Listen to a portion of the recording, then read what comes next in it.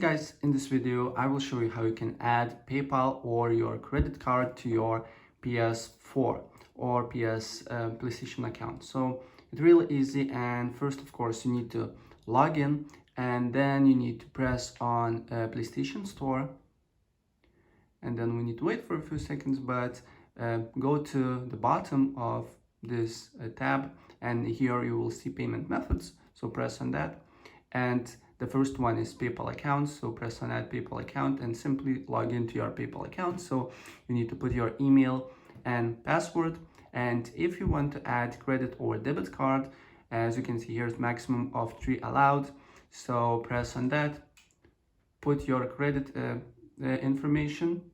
information, and then you will go on another screen where there you need to put your address, zip code, and all the basically stuff, and after that you will save your credit or debit card if it's valid. All right, so guys, that's pretty much it. If I help you out, please press like button and subscribe for more. Take care, bye.